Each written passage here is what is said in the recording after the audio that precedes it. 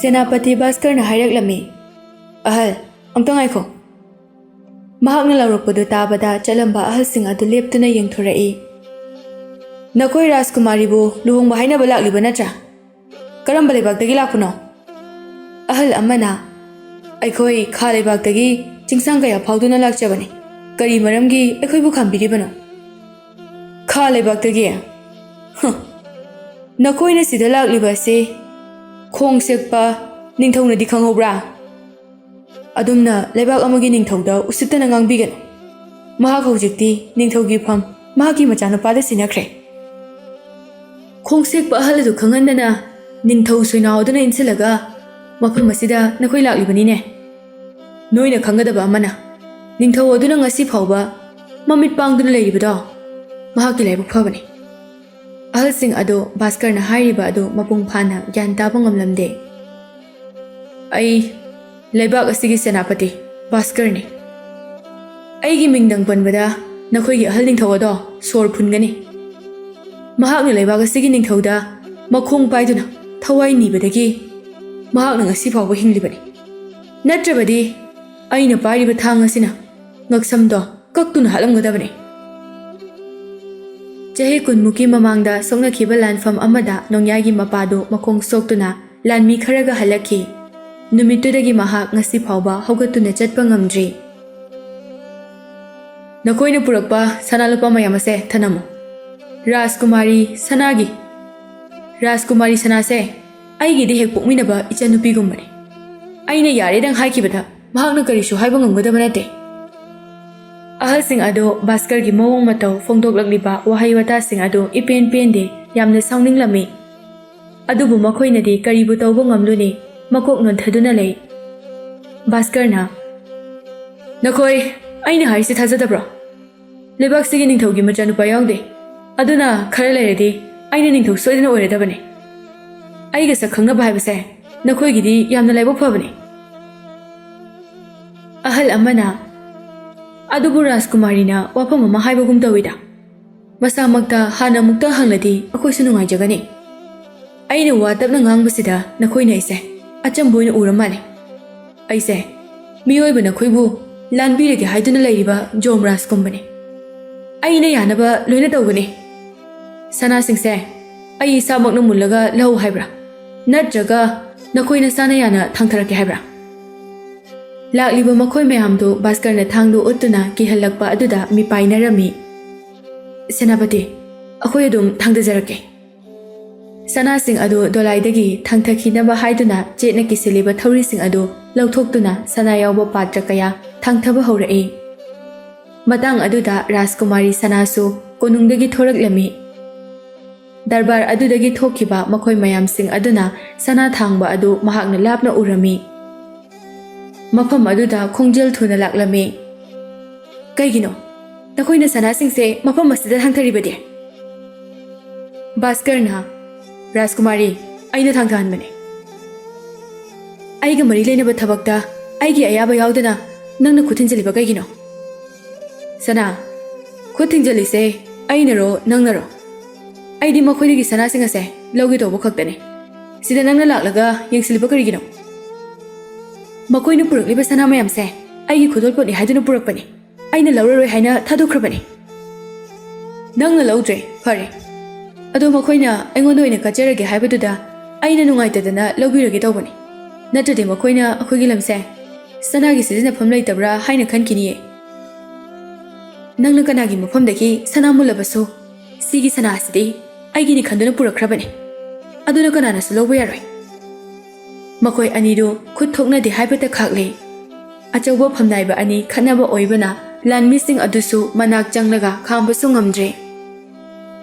Lakliba makoi sing aduna Rajkumari Sanasing ase akhoidi nafamda katke haiduna laksabani.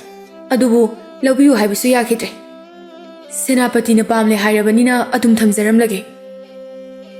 Kari haiba nakoi mafam asida aina pharaga napunsi chupa thambada kanana kanba ngamgani. Nakoina mangoda sana ase pininglabaso konungdagi thoklaga mapanda lawno.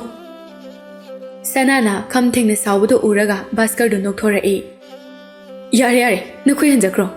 Aina Ichanupi asigi mathawna yengi haiduna sum phagi tawbani. Ichanupi na yadaba haibase aigisu yadabani. Asi hairaga sanagi lengbanda konduna pai. Sanana mahaki makhut adu kanthokduna saungna changki. Hoi, simusukhong. Nakoina anam kalini haiduna amuk lakpa thoknabadi thawaiga hakjanga tongan tagani ko. Makhoi sing adu yamna thuna konung thadokduna chatki. Somna kanda numit tasilakadauri. Paridu nganthoi tholakpa ngaikini haiduna ayuktagi mayum handri. Mahakpu masakhang mamina yumda hankinaba kayarak haire. Karigumba amata ngang saktana phamkiba mafam amada famduna tumina lei. Laikai ama palibanina mahakna tawriba adu achatpa misingna mamit naba yauramgani. Parigi machanupi chanudu mabung halaktaba aduda thongalda thoraklaga yengi. Numit tasilakadore. Akhoi dadadubo konungda dum chakhrajala. Chalamoida. Mahakna imada hairamdana chatpa haunadeda. Thongalda ngaihak yenglamlaba matungda yumda amuk changlaktuna imung mangolwai sichilami. Nupa ama changlaktuna Bema yumsibu parigi oidoi natro. Au mani kai thabake. Parido ngasayu anganbedagi maning leikaigi nache nganthoi thongalda phamduna leirakpani. Mahakna sangliba angang adusu hana wathok ama leikibani. Lambi chappa mina mahak se soidana phubikhrani. Yaradi kana kanano yumgi mi ama laktuna mahak amukta laurulaw. Nupa aduna ngangliba adu mama aswanbidu takine haiduna amuksu pakhatli. Ima suma sangamde. Yumasida aikoi ani khagle. Aduna aiga dum chakhrase. Makoi ani punna lakpada mi mayamna paribu omsinduna phugadabagi tawrami. Chanu mayam adu inthokduna mabungi manakta chensinki. Aigi dada phubiganu mayam. Ai mabu yumda pujakhrage. Aigi dada nalankiba yaurabaso mahakta dingakpiyo. Asi hairaga mabungda sokpa yaroi haiduna konsinbi. Ngasai makhai pari mayamna mahakpu phurabaso nganthoi penjasanu haina khallaga leirambani. Adubu machanupigi awabadi mahak yengba ngamde. Chanu, nangdi mafam asida kaidawa laino. Nang hankro. Ngasidi nganthoi pudana ai mafam sidagi haloi. Dada, nang adumaina haigano. Dadabu miyam asina soidana phubiganiye. Ichi nganthoi gidi dadadagi hena matik chaba mi leikrabane. Ai natana mahak nupa amataga khangnaroi. Ai khaktaga luhongani haiduna wasakhibane. Parina wa nganglingai lekai adugi gunda saba khanaba yamna pamba nupa amana mahaki mamaida tharai. Amana phuba haukibadagi makoi kharasu adumak matung inarai. Chanudu makol hauna kaptuna ibung mayam aigi dadabu phubigano. Mahakti kai sulandabane mangonda phubigano. Ngasaidagi imungda leiramba nganthoigi mapadu mayam langnaba adu tabada ngamlaktraduna sauna yumdagi thorakpani. Chanu na ngangliba adu tarubadagi tinglauna panduna nganglai. Mahakna landrabadi kanana landuino. Aigi chanupina lalisira. Mani, ichi nganthoina lanbane. Mahakna machin thikibagi. Aigi dadana asigi phiba mase oibane. Mahakna ngangbadu taraga nganthoigi mandomcha tawngambi aduna chanugi samadu chingduna. Angang nang mangairine, tawngamisi ha, migi lekai sida laklaga. Chanudu makhut hange haiduna dikhande. Masagi masamadu paisenduna khangi. Nganthoigi mama aduna Thoibi, thaduni nangbo. Angang machase siba tarini nangbo. Nganthoigi mama aduna manau nupibu khamdoi. Pariso machanupida Thoibina masam phoikibadu ubada saunu chongsilaktuna Thoibigi lumangda tarakliba sam khara adu makhut amana paisilaga nupini kawba makai kinna ahum marirak thillure. Mayamna mahakpu phanaba hotnabani adubu mikup amada thokpa oibana mahaki kin adu phaba nanghodre. Thoibidu oi thangba nakangi maya kharadi tekre. Gyan mangduna laimai aduda tukre. Thangnaba mikup aduda mayam aduna paribu khudum chankiduna khoi ombadongno omsinduna phubire. Chanusu mayam marak aduda laibana amana amuk changsinduna net tawbana nupa kharagi makhuna maida yaisinbada chaina phangle. Kharana paribu omsinduna phurabasu nganthoina lanba oiramgani khanba kharanadi khanariba adu khamtoknaba honai. Nganthoigi imungi misingdi Thoibina gyan mangba aduda ising thaduna honari. Madu phauba gyan taraktaba aduda ana laying bahaiba maibi amagi manakta puduna chenkre. Yumgi thongnawdagi ngasai makai kumhai yengduna leiriba nganthoi tawfam khangdre. Mahak thoksi kadai, yumda leisi kadai, tawfam khangdraduna imung manungda makhut ani adu paisinaduna hangat handa chatpa sanari. Laikai gi mi loina chenthoknaraktuna mayam changduna omsinkhiba nupa adu siramlani haiduna khamtoknaba mi singna helakpana phuramba adu lepkhre. Paridu mamai mamit pung tattatna makhada tari. Kanagumba masa khara sondamnaba ama oiramlabadi sirambasu yabani. Matik chaba lanmi amagi saban oibana sibamakti sihodre. Chanu masada phauriba chaina khuding kauthokduna mayambu kautuna kapli. Dada, se nachana kawise tabro. Mit pango dada. Miyamda amuk onsilakduna. Nakhoina sikamna minungsi leichibese karigino. Achumara khangdringeda mibu hekta phuriba karigino. Pari makhut aduna machanupigi mamaida pairaga. Nangi dadada mayamna phurabasu ai karisu haidana khangba ngamgani ye. Adubu aigi ichalamadi ima palakpa matamdadi ai tumina laithokpa khak ngamloi. Dada nana chanbu kayam nungsi haiba ai su khange. Adubu mi oiraga migi wakhal chendaba makhoigi maraktadi sanga leitaba aikhoigi changjafam leiti. Makhoigi so matam soidana lakani. Ningthoudo aigi yam luntine. Nang dadana konungda chatlaba matungda ichangi mamitagi pi tahankiba makhoi singase Ningthouda haiduna chairak loina pihangani. Thauna phaba pakhang kharadi phuba pendri haiduna tawbasu yauribani. Adubu mayamna masa paiduna khamlabanina parigi manakta yauna changsinbadi ngamdre. Sangari ama puraktuna paribu hapkatuna mayumda purai. Thongal yauraklaba matamda chanuna ahal amada. Babo, imungda imasu masa ngamdana leiribani. Akhoi dadagi phibamse amu ukhrabadi hena pakhatkiduna anaba hinjilakpa yaye. Hoi, tabna changsi. Horen asokpa se phajana chamthokpiraga tonganba ka amada ingthinane higaye biyuko. Mi kharaga sangari aduga lakpadu ubada parina purakhiba hui adu makhol hauna khonglai. Chanuna khamnaba hotnabani adubu chenduna khongba leplamde. Mamadu ngasaidagi ising thakninge haina machanupibu kaurambani. Thabak tawramgani khanduna tuminna leirubani. Mapanda huina kanna khongba mina langbagi makhol adu taraga bahak hogolai. Asonba masa aduna nakanda leiriba chaisu adu sauraga tapna thoraktuna thongjilda ngathaduna yenglai. Sangaridagi machanupa putharakpadu urure. Mahak swai launa pari haina kauraga chenthorai. Matam kuina khong thanglaga chatludabana thongjinda makhongdu lauduna tusili. Mamagi makholadu tabada onthorakpani adubu tusinkhiba aduda chanu mamagi manakta chensinkhe. Ima kaigino mapanda thorai duba phamungda dum leiba kaidauge. Chanu imana uribasibu karino. Nangi dadagi mamaida I thokliba mayam ase karigino. Kanana ichada phuraklibano. Ima dada kaisum tawdiye tusinbada khasiktang sokhibane.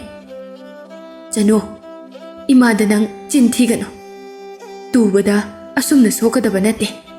Aduga sangari dasu haplaga purakadaba nate. Ima dada nalanbane. Mahakna miyi oikraba nupi adugi thongalda ngasai ayuktagi sanglaga leirubagide. Mamadu masa solabaso angawbidi natabanina nupi hairakpa aduda nganthoi haiba khangba ngamle. Kari haiba? Nupi hairisi nache nganthoi natra. Mahak yum pankrabo. Hayo chanu. Mahak migi oikre haise. Mahak yum pankraba hayo. Ima, ai kona warido phajana lirage. Imungda amuktang hana changkise. Lakliba makhoina imase ngawri haina khankraniye. Asi hairaga yadrasu yadana chanuna mamabu namduna imungda pusinkhi. Mamado matam kuina naraklabaso machanupana ngarang lakpadagi wakhal khara nungairakduna anaba pharani khalurabani. Wakhalgi matha ama hapchilakpa aduda masa pumba sontharakle. Parisu mahaki kada phajana pothahalaba matungda nupa khara adusu yumdagi thokre. Mamabu themba yaba themlaba matungda pothahalamlaga chanu adu mabungi kada amuk lai. Ising asaba lumduna parigi mamaida tairiba ising adu tabna taithoklami. Asokpa mafam kaya aduda higayaiduna mabungi seba tawbiri. नुमित तासिलक्पगा अखैबा चेंग लेरमद्रे हाइदुना उबोय उदबोय लातेन अमा थालगा मपानदा खैरमे अमुक हाथु हाथुना फौमान मंदुना चाक थोंगी सोम नाकंदा राजकुमारी सना अदो मथा यामना सारमी मपाना अहल ओइसलक्पगी खरा सोंजिलक्पगा भास्करना महाकु खुदुम चन्नबा होनारक्पगा तौफम अमा इखंग खंगलमदे पिकलिंगैदा हिंचाबिना पुखिबा महाकी मनाव नुपी तंफाबु यामना निंगसिंगलई इचेगी तंफा नंगबु कायदा लेबगे इनावगी नुंसिबा सकफम अदु उखिदबा चही 15 फारकले अखोय अनि पुन्ना लेरमलबदी लेबाकसे इजिल इनावनो पानमिनदुना नुंगाइना लेबा याबनिको सना अमदी तंफा मपानिंथौना यामना नुंसिना थोनकिबा मिंथोलनी ममा महारानी अदो लैसारिङैदा साब अमा लेखिबदगी अनिसुबा मचानुपी तंफा पोकपुदा लेखिदबनी सनाना मंगदुना वखल खनबदु उरगा मनाइनुबी अमना हंगलई राजकुमारी वखल नुंसुं नुंसानबदी करि नुंगाइतबा लेगे इतामयाम ngасidi aigi inawnupi tamphaabu yamna ningsinglei mahak leiramlabadi thabak mayam ase aikhoi ani khaidoknaraga tawramgadabani mahak sikhrabra hinglibra haibasu khangje manglanda toina toina laktuna mahabu kanbiru law haiduna hek hek kaplame राजकुमारी अखोई ma'am लेरिसिदी करीगी अदुमना पुंगनिंग सोंथागनी महाक नोंगमदी सोइदना हलकिनीये हलकलरोय महाक हिंगलमगद्रा सिरमलद्रा हाइबा फावबा खंगबा ngamde मफम कदाइदा चलगा आइना माबु थिरोनी असि हाइरगा महाक कबलई मतोमदा लेबा पामलई मतमसे थेंगे आई तुमगे ngасidi mapana thoglugumse nakoisu tumjaruरो भगनी राजकुमारी सनादो वखल नुंगाइता तुमथखिबगा मंगलांदा महाकी मनाव नुपी तंफादो अमु उरए तंफाना कबलगा हाइरए इचे नखोइने एगी खुंगुल ngasi फावबा लिरक्त्रिबा करिगिनो आई यामना वारे आइबु हिंचाबे असिना हाटपसु हाटपिदे थादोकपसु थादोकपिदे नुमित चुपा अमा का मनुंगदा आइबु फाजिनदुना थमे इचे आइबु मुक्ता कनबिबा लाकपियो तंफा चिचेना नंगबुलोगु सोइदना लाकनिये नंगना लेरिसे कदाइदनो चिचे लाके चिचे आइसिदा लेरे लाओ कदाइदनो तंफा असि हाइरगा तंफागी मनाक्ता चंगसिलमी यौ हाइबदी सुन्या यारमदे सनादो तुमना कन्ना लावबुदा तारगा मनाइनुबी अमा चेंसिलई राजकुमारी राजकुमारी असुमना मसा पाइरगा हौदोरकपदा मंगलांदा उरंबा तंफागी मसक अदो उफुल ओनखिबगुमना मांखि मिकअप थोलकपदा महाक मंगलाकना रुरे हाइबा खंगलखि अस आइदी मंगलाकना रुरेदना आइसो मखोल अमा ताइ हाइना चंगलकपने सनागी लाइबक्ता तारकलिबा हुमांग मरिक मरिक तु तैथोकपि ngасidi nang aigi nakansidा तुमो ai तुमदा तुमबसे याम किसैये राजकुमारी मिनाइनुबी आइना राजकुमारी की सनागी फमुंग असिदा तुम्बा फते आई मखादा ओइना तुमगे करिगे तुमना हारिबनो आइना नखोइबा नोंगमता मिनाइनि हाइखिबा यावब्रा से सिदा तुमो आयाम की जई ngасidi असुमना मखोइ अनिदु तुमिनरमी सोमदा पारिदु ngasai मीना फुकिबा चाइना अदुना तुमथबा यारमदे अदुबु मसिदगी हेनबा चाइना कया कया थेंगनख्रबनी महाक नोंगालमदाइदा ngayhak उइथबदगी तुमथखिरमी महाकसु हाना अमुक्ता मंगखिद्रिबा मंग अमा मंगलखि चावख्रबा का अमगी मयाइदा महाक लेप्तुना लेरमी मनिंगदा थोंजाव अमा हांगतोक्तुना लei अदुगा ममांगदना थोंजाव अमा लोनसिलगा लei महाक ngayhak वखल खलबा मतुंगदा लोंदुना लेरिबा थोंग अदुगी मनाक्ता चंगलई थोंगदु महाकना हांगतोक्पगा मथक्तगी अरुंबा नुंग अमा तारक्तुना महाकपु ननसिनखि महाक चाइना दी फाउदे अदुबु नुंजाव अदुदी लौथोकनबा होटनबदा मखोल हौना लौरमी ngayhak leibaga nungdu inthokiduna mahaki mitmangda nupi ama leblai nupidu ubada mahak siraduna sargagi lairembina mahakpu lawba laklini haina khankhre nupi aduna nahakpu kanano mafam asida matau karamna changlaklibano chanudu mabungna kanna lawkiba adu taraduna chensilai dada nang kaidorage Machanupina asumna haudorakpa asida paridu mikap tholai